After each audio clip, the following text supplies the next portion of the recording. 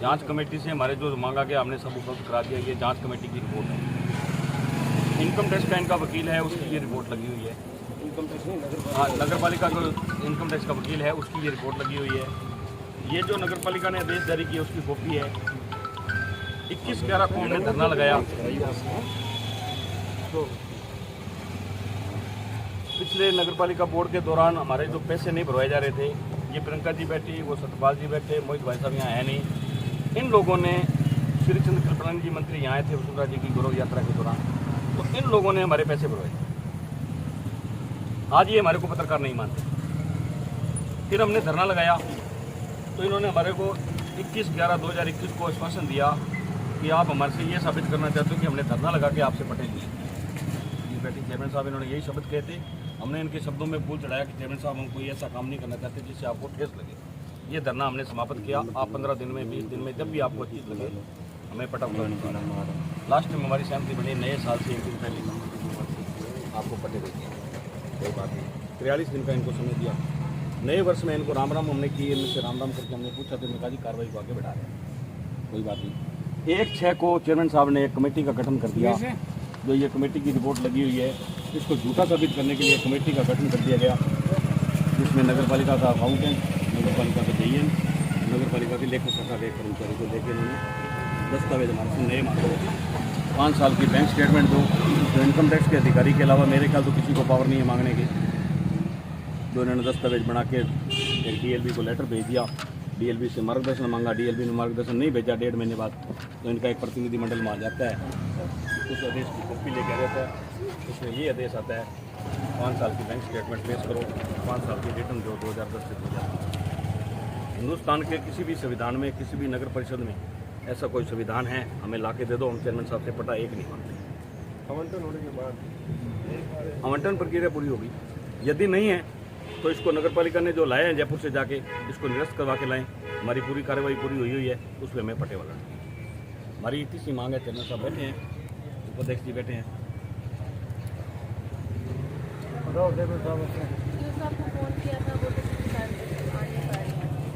और रही बात आवंटन के बाद की प्रक्रिया की, तो आवंटन नीचे ही, मतलब कि आवंटन के बाद में वैसे तो देना तो सीधा पटा ही चाहिए, लेकिन इनके सबसे पहले तो प्लॉट में कमी थी। इनके जो राशि भरवाई गई थी वो 30/60 के प्लॉट साइज़ की भरवाई गई थी, जो कि इस मंडल में लेते हुए हमने उसको संशोधित करवाया।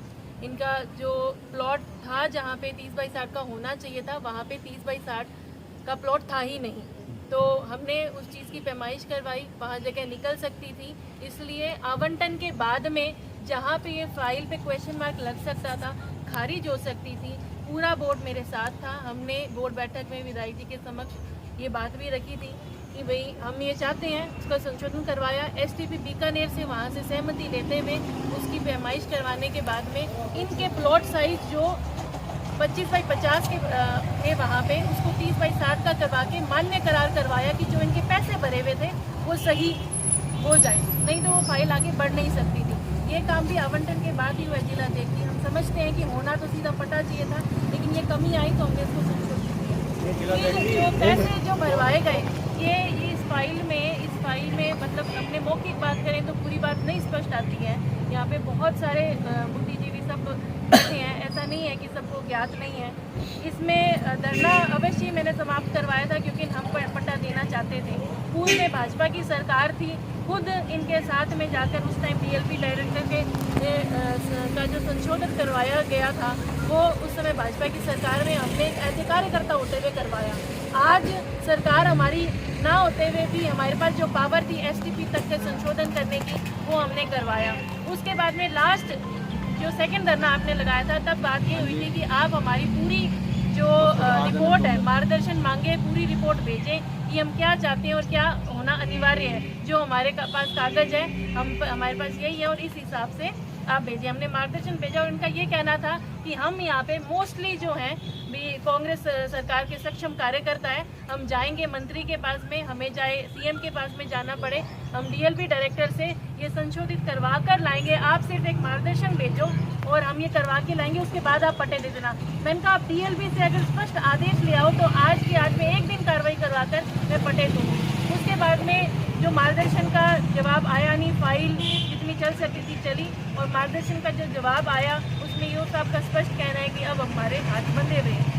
अब इसके बाद में ईओ साहब से ही डिस्कस करना पड़ेगा कि हम आगे क्या कर सकते हैं। उसने स्पष्ट आदेश दे दिया कि भाई आपको ये कागज देने जाएंगे। 2 बार जिला देखिए नोटिस भिजवाए गए हैं नगर पालिका से, इन्होंने लेने से इनकार कर दिया। हमें बकायदा उसको इनको डाक द्वारा भेजना पड़ा, क्योंकि वो एक नियम है, कार्रवाई है, हमें देना ही पड़ेगा जो नोटिस आएगा। अब कहने को इनके साथ हम सपोर्ट में थे, लेकिन जो नियम कायदे हैं उसके हाथ में अगर कोई काम अड़ता है तो उसमें मुझे भी राय लेनी पड़ेगी। इसमें मैं एज ए अध्यक्ष भी क्या कर सकती हूँ और बोर्ड मेंबर्स भी क्या कर सकते हैं। डीएलपी का आदेश वो ईओ साहब कह रहे हैं कि मैं और मेरा मंडल इस हिसाब से डीएलपी के आदेश के उपरांत नहीं आ सकते। वो कहते हैं अगर आप इस चीज़ को बढ़ाओगे तो मैं उसमें डिसेंटो नोट भी लगाऊंगा। इन्होंने कल एक वार्ता करी थी, कल मेरी एसडीएम साहब से भी वार्ता हुई है, ये जो कह रहे हैं बैंक स्टेटमेंट की, तो उन्होंने कहा है कि भी बैंक स्टेटमेंट नहीं तो भी ये हो सकता है कि आरटीआर की पूर्ण प्रति अपने कोई वार्ता करेंगे। कल मेरे ख्याल से गिरदावर जी और ईओ साहब आपके पास उसके बाद आए भी हमने हैं। जो डॉक्यूमेंट्स देने हैं दे चुके, हम आप बिना तो दे चुके, लेकिन जो डीएलबी मांग रहे हैं हम क्या करें। हम जो तो डीएलबी से आदेश लाए हैं वही उसका समाधान करके लाएंगे। हम तो एक बात जानते हैं, ये राज्य सरकार के 12 बिंदु हैं, इसमें कहीं लिखा है कि 5 साल की बैंक स्टेटमेंट की बात करते हैं, 5 साल की रिटर्न, ये 12 बिंदुओं पे ही ये लो, ये राज्य सरकार की है उसकी। तो और आपका ये है, नया आपका नियम बना दिया था क्या? बिल्कुल आपने नया नियम बना नियम नया बना दिया। ये लो, दिया था, मेरे को ये 12 बिंदु जो आपने आवेदन फार्म में 10,000 रुपए लेके दिए, उसमें कहीं दिखा दो। और ये राज्य सरकार की गाइडलाइन है, उसमें कहीं लिखा है तो दिखा दो बस। इसमें 2-3 बात और है। जब इनकी राशि भरवाई गई उस फाइल में ईओ ने ये लिखा कि मुझसे ऑन प्रोटेस्ट पैसे भरवाए गए हैं, सरकार का दबाव था। एक जो कि बहुत बड़ी चीज़ है, उस फाइल में एज ए ईओ अधिकारी कोई लिखता है तो उसके बाद में भी 2 अध्यक्ष मतलब मुझसे पूर्व चले गए हैं, जिसमें एक अध्यक्ष की भी उसमें नोटिंग है, जिसमें उन्होंने कई चीज़ों से इनसे मांग करी थी। तो एज ए अध्यक्ष मुझे मेरे पूर्व जो अध्यक्ष और जो ईओ ने उसमें जो मार्किंग करी है, मेरे को उसको देखने का फर्ज था। कमेटी ने सिर्फ और सिर्फ कागजों की जांच करी है, कमेटी ने कोई नया नियम नहीं रहा। जो 30/4/2013 के जो 12 बिंदुओं के नियम थे, कमेटी ने पुनः सिर्फ कागज देखे हैं, क्योंकि इतने साल के अंतराल के बाद में अगर उसमें ऑन प्रोटेस्ट कोई चीज़ आती है तो हमारा उस कार्रवाई के बीच में कागज देखने का फर्ज as A EO as a chairman बनता था। तो उसमें अगर नहीं बनता था, तो अगर मैंने उसमें लिखा है कि भी इसको कार्रवाई को बढ़ाते हुए जांच के लिए कोई कमेटी बनाई जाए, तो ईओ साहब उसमें स्पष्ट लिख सकते थे कि कमेटी की अनिवार्यता नहीं है और जो साक्ष्य पेश है वो पूर्ण है। अगर कोई कमी पेशी थी तो इस चीज़ को बढ़ाई गई है। इसमें मैं एज ए चेयरमैन क्या कर लूँगी? जो अधिकारी का काम था अधिकारी ने किया। मेरा काम यही है कि पूरी अगर पूर्ण पत्रावली अगर पेश है और उसमें अगर अधिकारी उसमें साइन करता है तो मैं आज की आज दे दूँ। लेकिन कोई पत्रावली में कमी आ गई, कोई टेक्निकल डीएलबी ने कोई कमी ले आई, तो हमारा मंडल कोई डीएलबी और सरकार से बड़ा तो हो नहीं गया। सरकार ने जो इन्होंने 12 नियम जो बनाए थे उसमें संशोधन भी भाजपा सरकार ही करवा पाई थी। उसमें स्पष्ट ये लिखवाया गया था कि आईटीआर अथवा ये जो अब इनके भविष्य निधि के खाते हैं वो अथवा वर्ड भाजपा सरकार ने करवाया था। उस समय डीएलपी जो डायरेक्टर थे इनके साथ सहयोगी बनकर वहां पर गए थे एज ए कार्यकर्ता और करवा कर भी लाए थे। आज विवश है कई कारणों से डीएलपी डायरेक्टर और मंत्रियों तक हमारी कैसे पहुंच होगी। हम भाजपा सरकार के चेयरमैन हैं, आप ये समझिए इस बात को।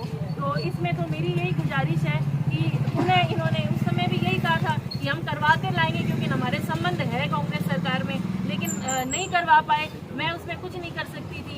इन्होंने ये स्पष्ट कहा था, लास्ट मीटिंग थी, अब ये सब है नहीं। इकबाल जी लास्ट अपने जब ऑफिस में मीटिंग हुई थी यही था ना कि हम मार्गदर्शन भेजो, हम करवा कर लाएंगे, हुई थी। हम और ईओ साहब को मैंने साथ भेजा इन लोग के। मैंने कहा ईओ साहब आप साथ जाओगे और डीएलपी डायरेक्टर को इनका जो मार्गदर्शन है वो भेजोगे, हमारी बात रखोगे। लेकिन सिर्फ हुआ यूँ कि हर जगह ना तो कोई मंत्री के पास गया, ना ही कोई सीएम ऑफिस गया, सिर्फ गए तो भाजपा सरकार के उन मंत्रियों और एक्स सीएम के पास में जहाँ मेरी शिकायत कर सकते थे। मैं सहयोगी और साथी बनी हूँ इनकी हमेशा, और यहाँ पे कोई भी मौजूद है वो कह दे कि चेयरमैन और चेयरमैन के मंडल ने इनका सहयोग नहीं किया। चेयरमैन साहब मेरी बात सुनो, एक तो जो ये आप बार-बार इल्जाम लगा रहे हो कि हम आपकी शिकायत करने गए, ये गलत है। हम वसुंधरा जी के पास गए, मेरी बात सुनो, मैं स्पष्टवादी आपको बताता हूँ। वसुंधरा जी ने आपको फोन किया कि इन पत्रकारों का काम करवाओ, ये कोई शिकायत नहीं है।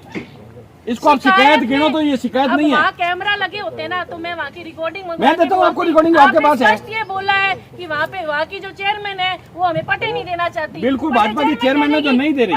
हाँ बिल्कुल कहा ये बात, आप उनको फोन करो, हमारा काम करवाओ, ये कोई शिकायत नहीं है।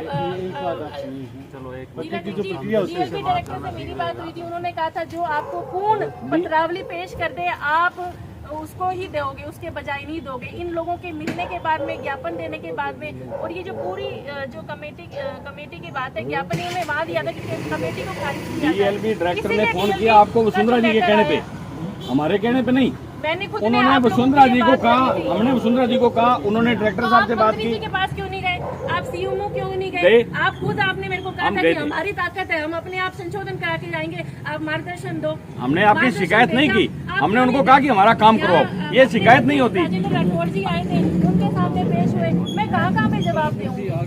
राठौड़ जी हमने कहा था चेयरमैन साहब को कहो हमारा काम करो। ये तो जो आज जिलाध्यक्ष जी आए हैं तो जिलाध्यक्ष जी को कहने जा रहे हैं। जाकर इनकी बात रखनी हो मैं आज भी तैयार हूँ, चाहे वो अपनी सरकार नहीं है तो भी।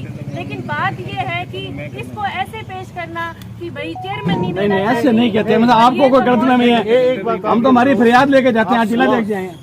जिलाध्यक्ष जी मैं निवेदन करूं, नंबर 1 तो नक्शा अगर कहीं गलत था तो उसमें पत्रकारों की कोई गलती नहीं। नगर पालिका ने हमारे को जो पहले दिया। नंबर 1 नगर पालिका आपने सुधार किया, उसके लिए बहुत बहुत आभारी हैं आप। ठीक है, अब रही बात पहला नंबर तो जब आवंटन कंप्लीट था, राशि हमारी भरी गई, नई कमेटी की कहीं आवश्यकता नहीं, काम हो चुका था, पूर्व में गौर कर चुका था, कहीं भी आवश्यकता नहीं, कहीं भी आवश्यकता नहीं थी ना ही। अब जो दस्तावेज मांगे जा रहे हैं, जो दस्तावेज नई कमेटी ने मांगे हैं, वो कहीं भी इन शर्तों में उल्लेख नहीं। वो 2013 के नियम के हिसाब 5 से साल की है। आईटीआर का उल्लेख नहीं है। आप पीलीबंगा जाओ, यहाँ हम नहीं कहेंगे, आप अपने आप जाके देखो, हनुमानगढ़ की फाइल देख लो, वहाँ 2 साल की आईटीआर लगी। हमें वो बात नहीं है, भाई हम तो कहते हैं आप देख लो। 2013 से पहले अलग नियमों के हिसाब से आवंटन हुआ। इन्होंने बोला हनुमानगढ़ में आवंटन हुआ है। हनुमानगढ़ स्पेशली मैंने अकाउंटेंट और मेरी टीम को भेजा कि वहाँ कागज देख कर आओ, इन लोगों की सहायता के लिए भेजा, नहीं तो मेरा दूसरी नगर पालिका नगर परिषद में क्या काम है? वहाँ की रिपोर्ट में ही वहाँ की टीम से आप हमारे कागजों की जांच करवा लो, वो खुद कमियां निकाल देंगे। उन्होंने वहाँ पे 70 आवेदन थे, 70 में से 10 मान्य हुए थे। यहाँ इस जिद पर है कि हम 16 के 16 देंगे। अब 16 में से वो जांच से, वो आवंटन से पहले खारिज हो गए चेयरमैन साहब। 70 में से 10 सिलेक्ट हुए हैं, वो जांच से पहले खारिज कर दी उन्होंने। अभी गंगानगर हुए, गंगानगर 67 फार्म भरेंगे अभी आज की तारीख में, उनमें 17 सिलेक्ट हुए, बाकी उन्होंने खारिज कर दिए। वो जांच से पहले खारिज हो गए, उसको आप कहाँ दोषी देते हो?